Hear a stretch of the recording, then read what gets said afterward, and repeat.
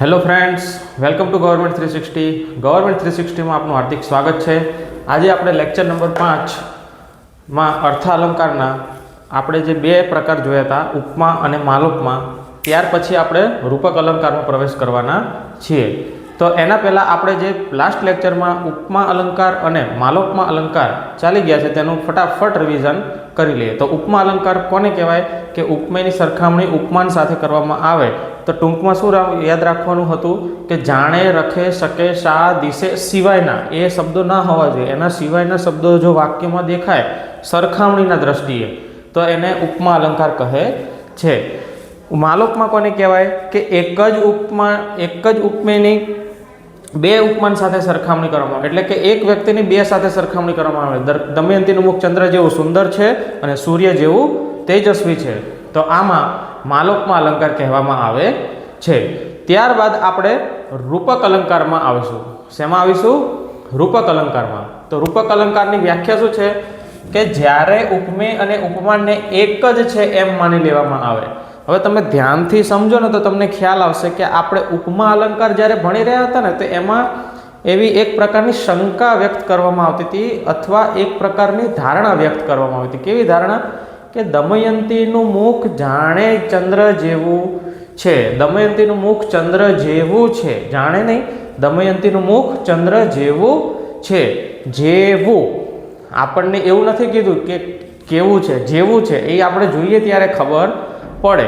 પરંતુ તમે અહીંયા રૂપક અલંકારમાં ધ્યાનથી સમજશો ને તો ઉપમેય અને ઉપમાન એ એક જ છે એમ માની લેવામાં આવે છે. એટલે જેવો, જેવી, જેવું કશું વચ્ચે આવતું નથી. એના ઉદાહરણ સોલ્વ કરીશું ત્યારે તમને વધારે આઈડિયા આવશે કે રૂપક અલંકારમાં સાધારણ ધર્મ જેવું કંઈ હોતું નથી. સાધારણ ધર્મ ખ્યાલ છે ને કે બે ઉપમેય અને ઉપમાનમાં એક કોમન વસ્તુ હોય અને સાધારણ ધર્મ આપણે કહેતા હતા. તો રૂપક અલંકારમાં એવું કશું જ હોતું નથી. શબ્દની સંધિ છૂટી પાડતા વચ્ચે રૂપી શબ્દ આવે ત્યારે પણ રૂપક અલંકાર થાય છે. આ ખાસ યાદ રાખવાનું. શબ્દની સંધિ છૂટી પાડતી વખતે રૂપી શબ્દ આવે ત્યારે રૂપક અલંકાર બનતો હોય છે. ઘણીવાર ઉપમેય ઉપમાનને નો, ની, નું, ના જેવી વિભક્તિ પણ જોડેલો હોય છે. આ વિભક્તિ કોને કહેવાય એ આપણે વિભક્તિનું આખું ચેપ્ટર છે ગુજરાતી વ્યાકરણમાં, એ જ્યારે આ ચાલશે ત્યારે આપણે ભણીશું. અત્યારે ખાલી તમે એટલું યાદ રાખો કે નો, ની, નું, ના જેવી વિભક્તિથી જોડાયેલા હોય તો પણ રૂપક અલંકાર બને છે. તો રૂપક અલંકારમાં શબ્દને છૂટા પાડતા રૂપી શબ્દ આવે. સંસાર સાગર, તો સંસાર રૂપી સાગર શું આવશે જવાબ? સંસાર રૂપી સાગર. કલ્પના નેત્ર, શું છે? કલ્પના નેત્ર, તો કલ્પના રૂપી નેત્ર. હવે એના ઉદાહરણ તમે ધ્યાનથી સમજજો. જ્યારે તમે રૂપક અલંકારના ઉદાહરણ ધ્યાનથી સમજશો એટલે તમને ફટાક દઈને મગજમાં આવી જશે કે રૂપક અલંકાર કેવી રીતે ઓળખવો. તમે પહેલા આ દમયંતીનું મુખ ચંદ્ર છે એ ઉપમા અલંકારમાં કેવું હતું? એનું વાક્ય દમયંતીનું મુખ ચંદ્ર જેવું છે. આપણને એવું કહેતા હતા એ ચંદ્ર જેવું છે. અહીંયા તમે જોશો ને તો ડાયરેક્ટ ઓર્ડર કરતા હોય ને એવું લાગશે કે દમયંતીનું મુખ ચંદ્ર છે, દમયંતીનું મુખ ચંદ્ર છે, જેવું, જેવી એવું કશું જ આવતું નથી. અમે રે સુકુરુનું કુમળું, એટલે ટૂંકમાં રૂપક અલંકારમાં શું યાદ રાખવાનું કે એ થ્રો મારતો હોય ને એવું લાગે. જો દમયંતીનું મુખ ચંદ્ર છે, અમે રે સુકુરુનું કુમળું, તમે અત્તર રંગીલા રસ ધાર, બપોર એક શિકારી કૂતરું. આમાં તમને સરખામણી જેવો, જેવી, જેવું, રખે, શકે, શા, દિશે એવું કશું જ આવતું નથી. ટૂંકમાં રૂપક અલંકાર ઓળખવા માટે ઉપમેય અને ઉપમાન એક જ છે એવું માનીને જ આપણને કહે છે. આપણે એનું ડિસિઝન લેવાનું નથી કે એ કેવું છે કેવું નથી. આપણને એનું ઉદાહરણ આપશે કે દમયંતીનું મુખ ચંદ્ર છે, માની લીધું, ઠીક છે. થ્રો મારતા હોય ને એવું લાગે, જો દમયંતીનું મુખ ચંદ્ર છે. તો આપણે શું યાદ રાખવાનું છે? રૂપક અલંકારમાં ઉપમેય અને ઉપમાન કેવું માની લેવામાં આવે છે? એક માની લેવામાં આવે છે. ત્યારે કયો અલંકાર બને છે? રૂપક અલંકાર. બીજી વસ્તુ શું યાદ રાખવાની છે એના પછી ઓળખવા માટે કે શબ્દને છૂટો પાડતા રૂપી શબ્દ આવતો હોય. કયો શબ્દ આવતો હોય? રૂપી શબ્દ. અને ઉપમેય અને ઉપમાનને નો, ની, નું, ના જેવી વિભક્તિથી પણ જોડાયેલા હોય છે. આમાં છે જ તે ને, જો દમયંતીનું મુખ આ એક પ્રકારની વિભક્તિથી જ જોડાયેલું કહેવાય. અમે રે સૂકું રૂનું પૂમડું, તમે અત્તર રંગીલા રસધાર, બપોર એક શિકારી કૂતરું, મીરાને સંસાર સાગર ખારો લાગ્યો. એ આપણને એવું કહેતા નથી કે મીરાને સંસાર સાગર ખારા જેવો લાગ્યો, ખારો લાગ્યો હશે, શકે છે મીરાને સંસાર રૂપી સાગર ખારો લાગ્યો, એવું કશું જ કહેતા નથી. ડાયરેક્ટ થ્રો મારીને એક પ્રકારનું ડિસિઝન આપણને આપતા હોય કે તારે આમ જ કરવાનું છે. એવી જ રીતે મીરાને સંસાર સાગર ખારો લાગ્યો, એમાં પછી બીજું કોઈ ડિસિઝન આવે નહીં. એટલે ટૂંકમાં રૂપક અલંકારને કેવી રીતે ઓળખવાનો કે ડાયરેક્ટ થ્રો મારતા હોય એવું લાગે. એમાં પછી આમ દમયંતીનું મુખ ચંદ્ર છે, એમાં પછી બીજું વિચારવાનું નહીં. તો ઉપમેય અને ઉપમાનને એક જ છે એવું માની જ લેવામાં આવે ત્યારે રૂપક અલંકાર બને છે. ત્યારબાદ આવે છે માલા રૂપક અલંકાર. કયો અલંકાર આવે છે? માલા રૂપક અલંકાર. રૂપક અલંકારનો નાનો ભાઈ એટલે માલા રૂપક અલંકાર કહેવાય મિત્રો. જેવી રીતે ઉપમા અલંકારમાં માલોપમા અલંકાર હતો, એવી રીતે રૂપક અલંકારમાં માલા રૂપક અલંકાર છે. તમે ઉપમા અલંકાર યાદ કરો તો તમને ખબર હશે કે ઉપમેયની સરખામણી ઉપમાન સાથે કરવામાં આવતી હતી ત્યારે ઉપમા અલંકાર બનતો હતો. અને માલોપમા અલંકાર ક્યારે બનતો હતો? કે ઉપમેયની સરખામણી એક કરતાં વધારે ઉપમાન સાથે કરવામાં આવતી હતી ત્યારે કયો અલંકાર બનતો હતો? માલોપમા અલંકાર બનતો હતો. એવી જ રીતે રૂપક અલંકાર ક્યારે બને છે? કે ઉપમેય અને ઉપમાન એ બંને એક જ છે એવું માની લેવામાં આવે છે ત્યારે રૂપક અલંકાર બને છે. તો માલા રૂપક અલંકાર ક્યારે બને? કે ઉપમેયને એક સાથે બે ઉપમાન સાથે સરખાવશે નહીં, ડિસિઝન આપશે કે આ જ છે.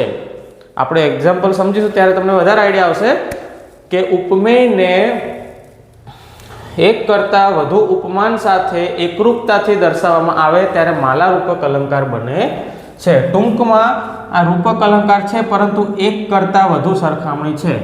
આટલું યાદ રાખો ને મિત્રો, એટલે આ રૂપક અલંકાર માલા રૂપક અલંકાર તમને આવડી જાય. ખ્યાલ આવ્યો કે નહીં? એક સરખામણી હોય તો રૂપક અલંકાર, એકથી વધારે હોય તો માલા રૂપક અલંકાર. તમે જો સમજજો, સ્ત્રી એ સમાજની આંખ છે, એક સરખામણી થઈ, અને રાષ્ટ્રની પાંખ છે. હવે તમે જુઓ, આ ઉપમેય છે, કેટલા ઉપમાન સાથે સરખાયું?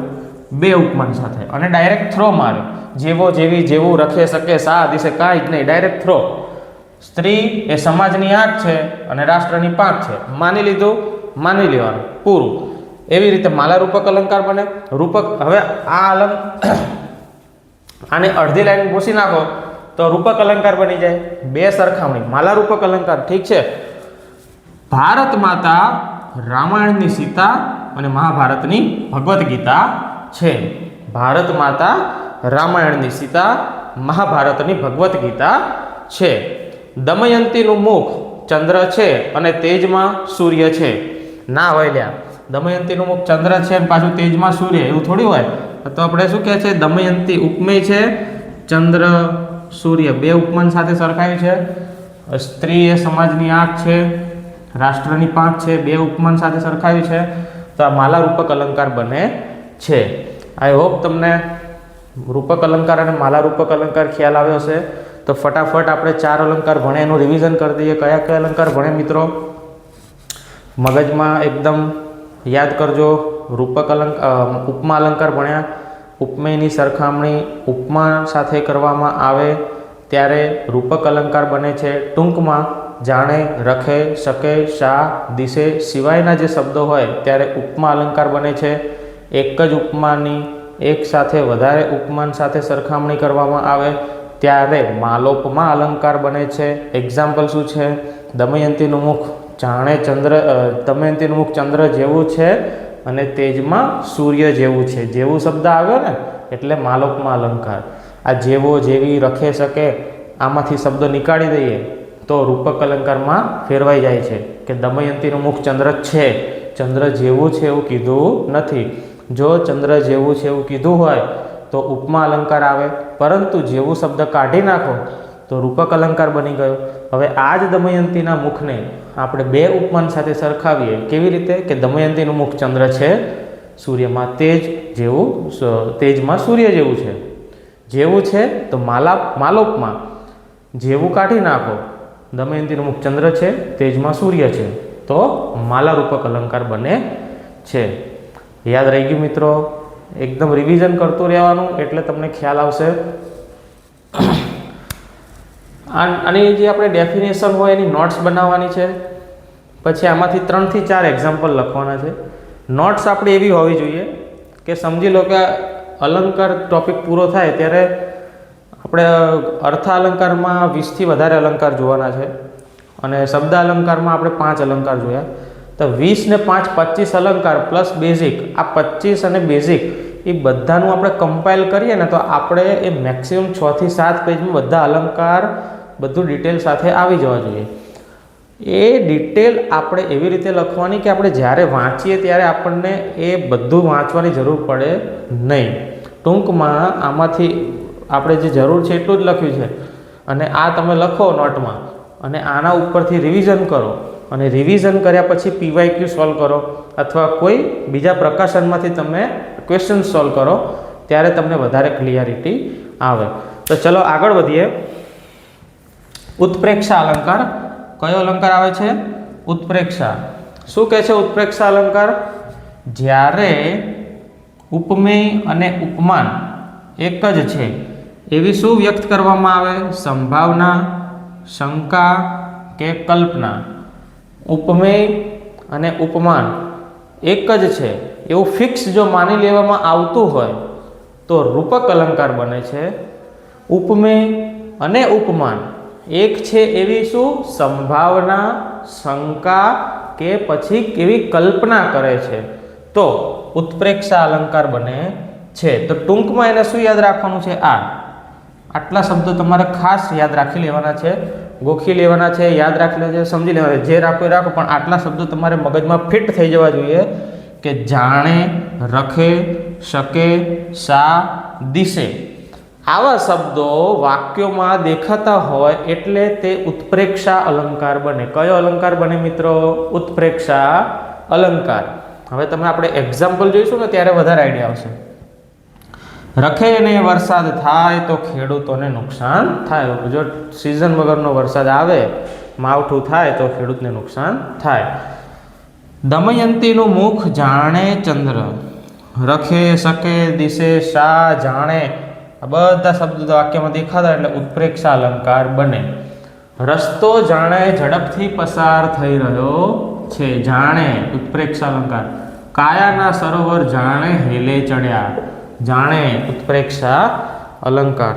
તો ચલો 5 અલંકારનું આપણે ફટાફટ રિવિઝન કરવાનું છે. તો સૌથી પહેલાં આપણે કયો અલંકાર જોયો? ઉપમા અલંકાર. ઉપમા અલંકારમાં શું હતું? ઉપમેયની ઉપમાન સાથે સરખામણી કરવામાં આવે ત્યારે ઉપમા અલંકાર બને છે.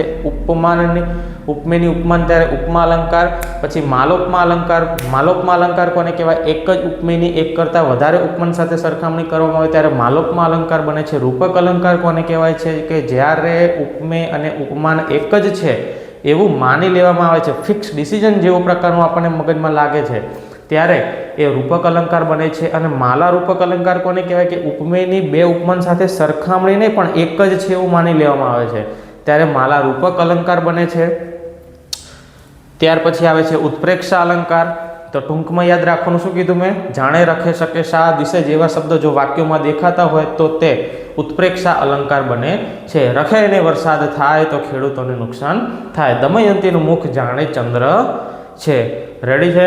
પછી રસ્તો જાણે ઝડપથી પસાર થાય છે. જાણે, રખે, શકે, શા, દિશે જેવા શબ્દો આવતા હોય તો તે ઉત્પ્રેક્ષા અલંકાર બને છે. ત્યારબાદ મિત્રો આ MCQ છે, PYQમાં પૂછાયેલા છે પ્રીવિયસ યરના. આ 2 MCQના આન્સર તમારે અમને કોમેન્ટમાં આપવાના છે. આના આન્સર તમે કોમેન્ટમાં આપશો, અમે તમને એનો રિપ્લાય આપીશું. અને આ લેક્ચર નંબર 5 સુધીમાં જો અલંકારમાં કોઈ પણ ટોપિકમાં જો તમને ડાઉટ્સ હોય તો તમે અમને જાણ કરી શકો છો કોમેન્ટ દ્વારા.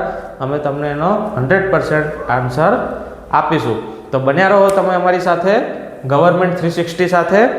લાઈક, શેર એન્ડ સબસ્ક્રાઈબ કરજો મિત્રો, જેથી અમારા વિડીયો તમને સમયસર મળી રહે. હજુ આવતા લેક્ચરમાં આપણે બીજા અલંકાર લઈને આવવાના છીએ. ત્યારબાદ બધા જ PYQ સોલ્વ કરવાના છે. અને રિઝનિંગમાં આપણે આગળ વધવાનું છે. એમાં 2 ચેપ્ટર આપણે ક્લિયર છે. ના જોયા હોય તો તમે જોઈ લેજો. ગવર્મેન્ટ 360 ચેનલને લાઇક શેર એન્ડ સબસ્ક્રાઈબ કરો. જય હિન્દ. Thank you.